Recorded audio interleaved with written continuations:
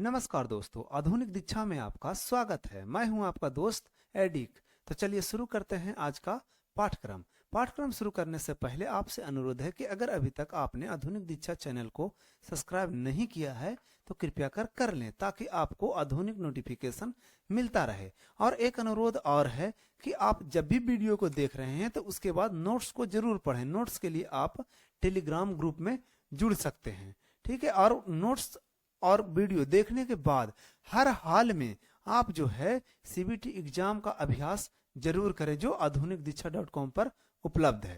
तो चलिए शुरू करते हैं आज का पहला प्रश्न है आपका कि निम्नलिखित में से कौन से फार्मूले का उपयोग दो या दो से अधिक टेक्स्ट को जोड़ने के लिए किया जाता है। तो उसका उत्तर जो है कॉन्टेक्ट, ठीक है। अब देखिए इसका कह रहा है कि दो या दो से अधिक को जोड़ने के लिए, तो दो या दो से अधिक जोड़ने का मतलब ये हो गया कि अगर मान के चलिए हम लिखे 12, उसके बाद लिखे 2, उसके बाद लिखे 13, अब इसको ये लिखेगा 12, 2, 13 ऐसे करके। तो इसके लिए फार्मूला लगाइए बराबर, ठीक है।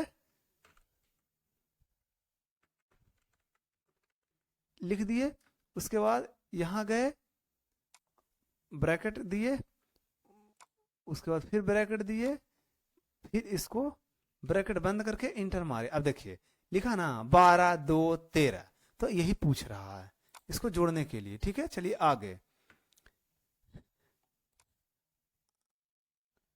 आगे कह रहा है कि आप वर्कशीट में अवांछित पंक्तियों और स्तंभों को खाली स्थान कर सकते हैं। तो कह रहा है कि डिलीट, ये जो है ना अवांछित रूप से, मान के चलिए अगर हमको लग रहा है कि इसको जो है ना ये अच्छा नहीं, हमको इसको डिलीट कर देना चाहिए, तो बेहिचक डिलीट कर सकते हैं, डिलीट बटन से डिलीट कर सकते हैं, ठीक है। आगे कह रहा है कि एमएस एक्सेल वर्कबुक के होम टैब के अंतर्गत सेल्स ग्रुप में मौजूद खाली स्थान बटन का उपयोग पंक्तियों और स्तंभों यानी रो और कॉलम की चौड़ाई और ऊंचाई को समायोजन करने के लिए भी किया जा सकता है। तो इसका उत्तर है फॉर्मेटिंग, एकदम सही बात है।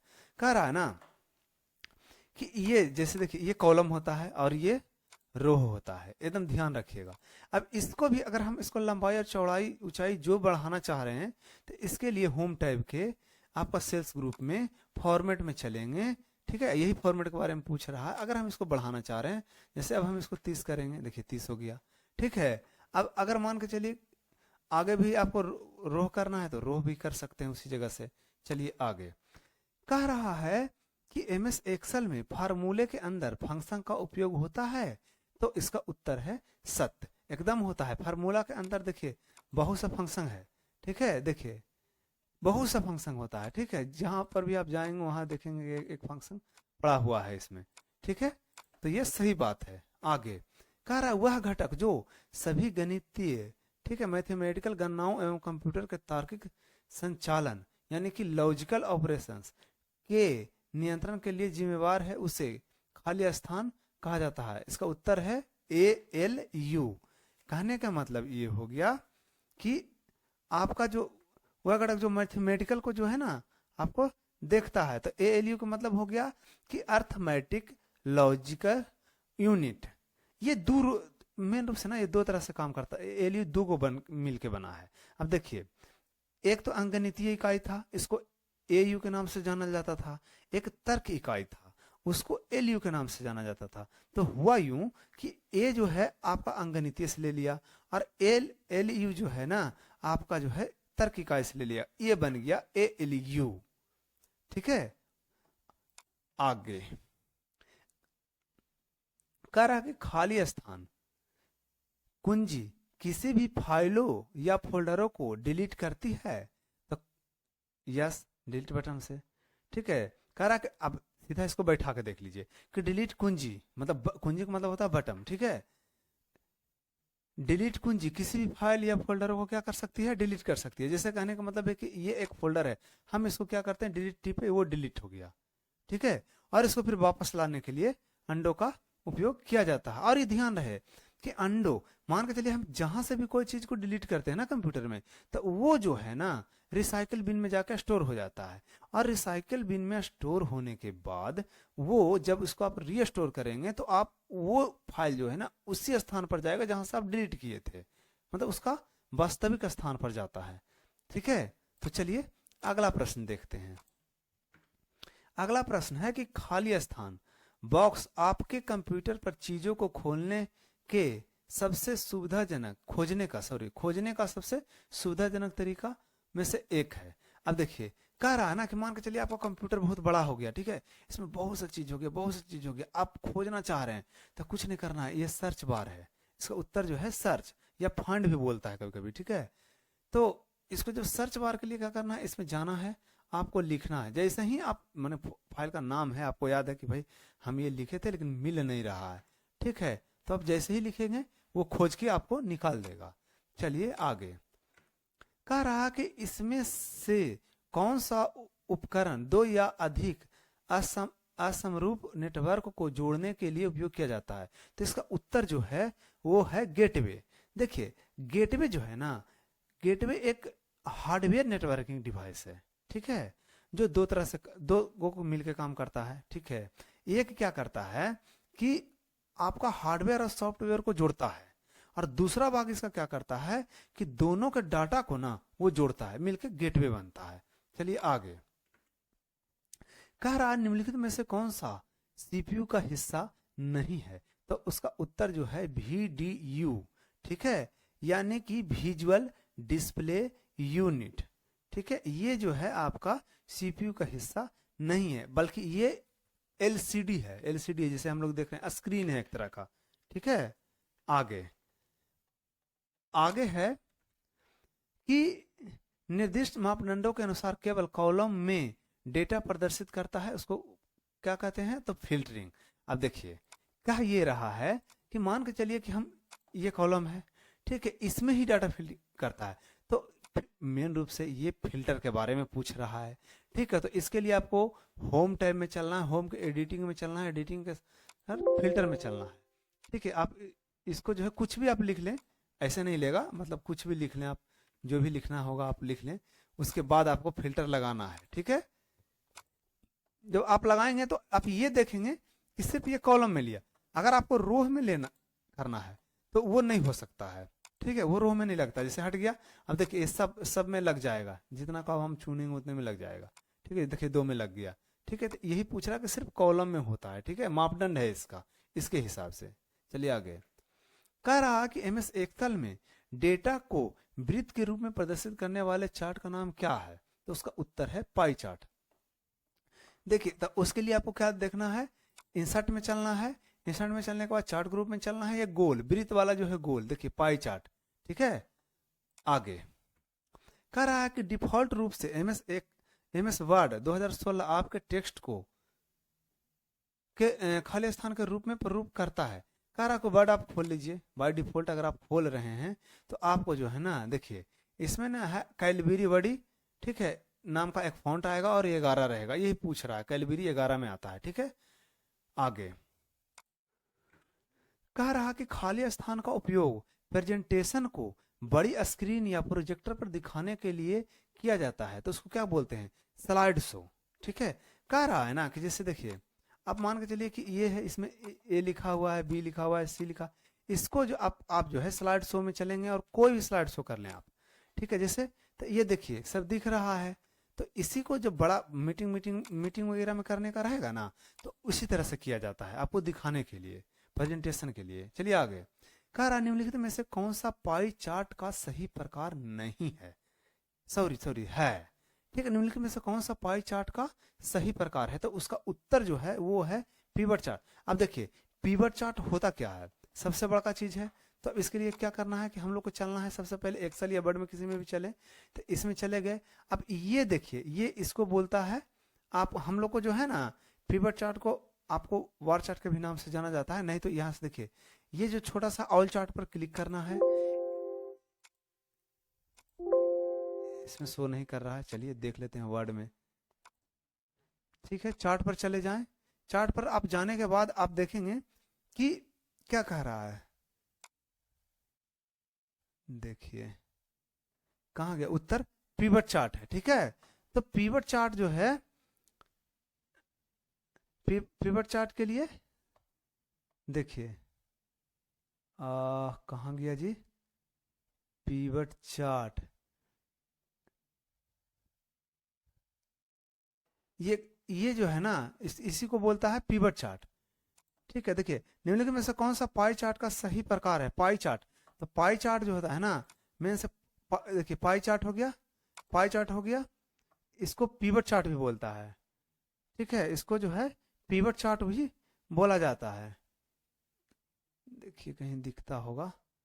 ठीक है, बार फॉर द इसको पिवट चार्ट भी बोला जाता है। चलिए आगे कह रहा है कि खाली स्थान एमएस पावर पॉइंट प्रेजेंटेशन के मुख्य बिल्डिंग ब्लॉक क्या है। ठीक है, तो उसका उत्तर है स्लाइड। ठीक है, एमएस पावर पॉइंट प्रेजेंटेशन के मुख्य बिल्डिंग ब्लॉक क्या है, तो स्लाइड। अब देखिए आप जब तक स्लाइड नहीं लीजिएगा मुख्य रूप से तो आप प्रेजेंटेशन बना ही नहीं पड़ सकते हैं। ठीक है, तो वही पूछ रहा है। ठीक है, चलिए अगला कह रहा एक डॉट मैट्रिक्स प्रिंटर का एक प्रकार है। ठीक है, तो इसका उत्तर जो है इम्पैक्ट प्रिंटर। कह रहा है कि एक डॉट मैट्रिक्स प्रिंटर खाली स्थान एक प्रकार है इम्पैक्ट प्रिंटर का। कह रहा डॉट मैट्रिक्स किसका है, इम्पैक्ट प्रिंटर का। अब देखिए आप जानते ही होंगे कि प्रिंटर दो प्रकार का होता है, एक इम्पैक्ट होता है, एक होता है नॉन इम्पैक्ट। इम्पैक्ट में जो है आपका डॉट मैट्रिक्स आता है ना, आपका लाइन प्रिंटर आता है। लेकिन नॉन इम्पैक्ट में जो है आपका इंकजेट हो गया, लेजर जेट हो गया, मल्टी फंक्शन हो गया, ये सब वगैरह आता है। ठीक है, आगे आगे कह रहा है कि एमएस वर्ड 2003 में मेल मर्ज हेल्पर बॉक्स में खाली स्थान नहीं होता था। ठीक है, तो इसका उत्तर जो है वो है मैन डॉक्यूमेंट। कह रहा ना कि जब पुराना वर्जन हम लोग यूज करते थे, 2003 यूज करते थे, तो मेल मर्ज हेल्पर बॉक्स जब खुलता था ना उसमें मेन डॉक्यूमेंट नहीं होता था। ठीक है, आगे आगे कह रहा है कि एमएस वर्ड में यदि कोई टेक्स्ट हरे रंग का लहरदार रेखा, ठीक है, हरा रंग का लहरदार रेखा दिखा रहा है तो यह क्या इंगित करता है। कहने का मतलब यह है कि अगर आप कोई चीज लिख रहे हैं तो देखिए ये लाल दिख रहा है मेरे को। ठीक है, अब इसमें हरा दिखने लगे, तो जब हरा दिखता है ना तो वो ग्रामेटिकल जो है ना एरर दिखाता है कि भाई आपका सेंटेंस सही नहीं बैठ रहा। अब जैसे कहने का मतलब है कि राम आम खाता है, तो वहां दिखाएगा कि राम आम खाती है। ठीक है, इस तरह का दिखाएगा, तो वो सही नहीं दिखा रहा। लेकिन अगर रेड दिखा रहा है, कहने का मतलब जो हम वर्ड लिखे हैं ना वो माइक्रोसॉफ्ट के हिसाब से इसके डिक्शनरी में वो अवेलेबल नहीं है, मतलब गलत शो कर रहा है। ठीक है, वो वर्ड एरर दिखाता है। आगे कह रहा है कि विंडोज डेस्कटॉप के सबसे महत्वपूर्ण आइकनों में एक है। ठीक है, जिसमें नेविगेशन पेन, व्यू पेन और डिटेल्स पेन शामिल है, तो उसको क्या कहते हैं, तो उसका उत्तर है माई कंप्यूटर। अब देखिए ये दिस पीसी दिखा रहा है, दिस पीसी जो है ना आपका विंडो 10 में दिखाता है, 11 में दिखाता हो सकता है 8 में भी दिखाता हो। ठीक है, लेकिन जैसे ही 7 में चले जाएं, ठीक है, उसके बाद फिर उससे जो पुराने वर्जन में जाएंगे तो वहां आपको माई कंप्यूटर दिखाएगा। तो वही बोल रहा है कि ये माई कंप्यूटर है ना, इसी में जो है आपका सब हर तरह का जो है ना पेन, व्यू, डिटेल सब इसमें आ रहता है। ठीक है, आगे आगे कह रहा है कि असेंबली लैंग्वेज किस जनरेशन की भाषा है। अब देखिए असेंबली लैंग्वेज जो है ना वो दूसरा जनरेशन का है। ठीक है, सेकेंड जनरेशन का।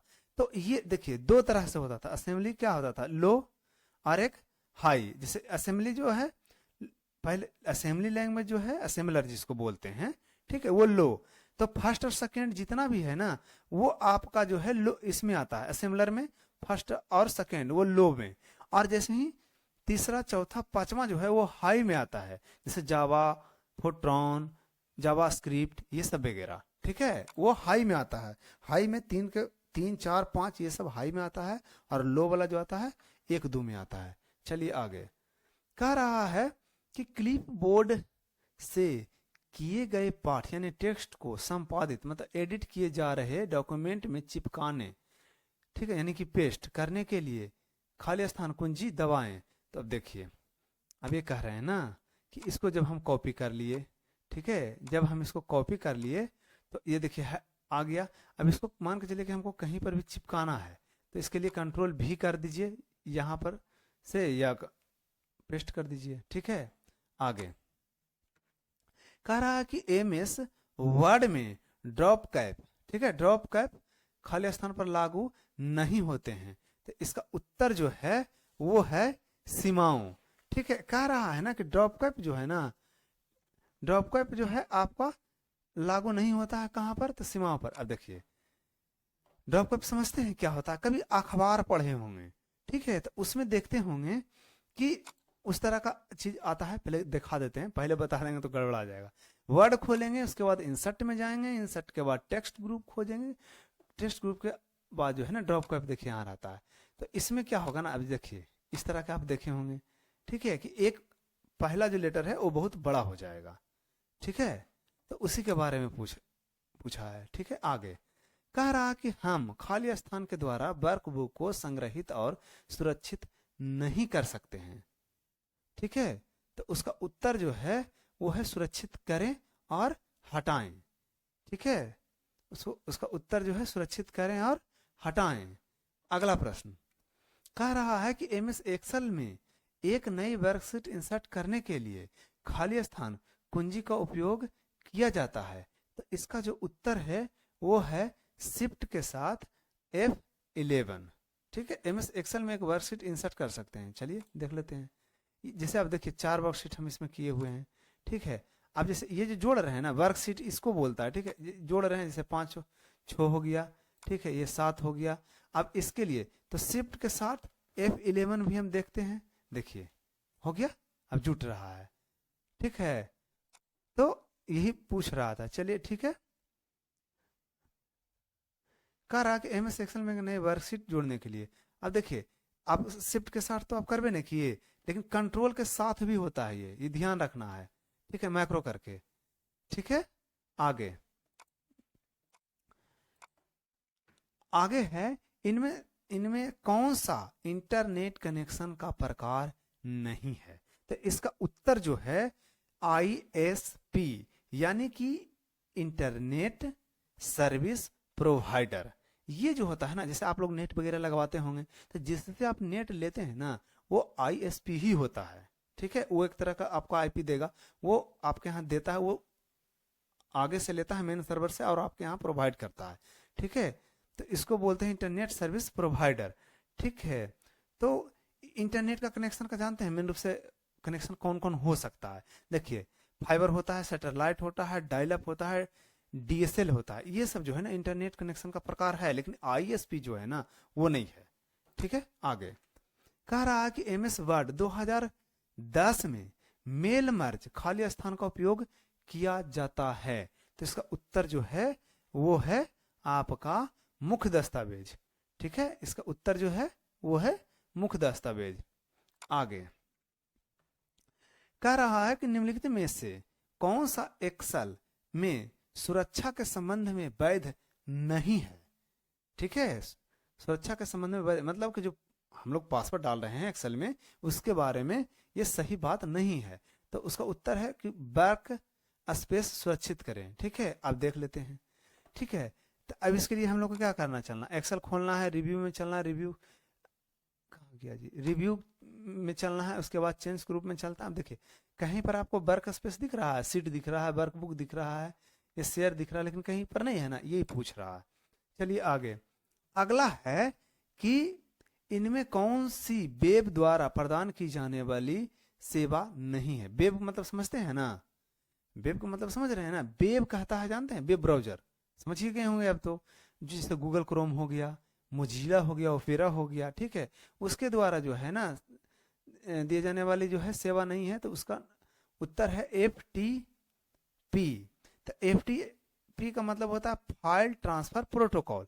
ये मेन रूप से जानते हैं फाइल ट्रांसफर के लिए होता है, एक दूसरे से, जैसे हम एक IP हम ले लिए, एक IP आप ले लिए, और दोनों मिलकर क्या करें कि यहाँ से हम जो भी फाइल, मेरा कंप्यूटर वाला है आप वाला में चला जाएगा, आप चाहिए, हम चाहेंगे तो आप वाला मेरे यहाँ। लेकिन वेब ब्राउजर तो सर्च इंजन टाइप का है ना, कुछ कुछ खोजने के लिए डाउनलोड वगैरह कर सकते हैं, फाइल थोड़ा बहुत कर सकते हैं, लेकिन ऐसा नहीं है कि पूरे का पूरे 20 GB 30 GB कर दीजिएगा। ठीक है, चलिए आगे कह रहा है कि प्रोग्राम खाली स्थान प्रोग्राम को लाइन बाय लाइन का अनुवादित करता है, तो इसका उत्तर जो है इंटरप्रेटर। ठीक है, तो इंटरप्रेटर जो है ना, कंपाइलर और इंटरप्रेटर दोनों उच्च स्तरीय भाषा को निम्न निम्न या तो मान के चलिए मशीनीय भाषा में क्या करता है, ये बदलता है। ठीक है, इंटरप्रेटर और कंपाइलर ये दोनों जो है ना सिस्टम सॉफ्टवेयर है, एकदम ध्यान में रखिएगा इस चीज। ठीक है, उच्च स्तरीय भाषा को क्या करता है, निम्न या मशीनीय भाषा में जो है परिवर्तित करता है। तो आज का क्लास जो है यहीं तक के है, और फिर से आपको अनुरोध कर रहे हैं कि अगर आपने अभी तक आधुनिक दीक्षा चैनल को सब्सक्राइब नहीं किया है तो कृपया कर लें, ताकि आपको आधुनिक नोटिफिकेशन मिलता रहे। निरंतर सेट मारें, निरंतर नोट्स पढ़ें। तब तक के लिए धन्यवाद। जय हिंद।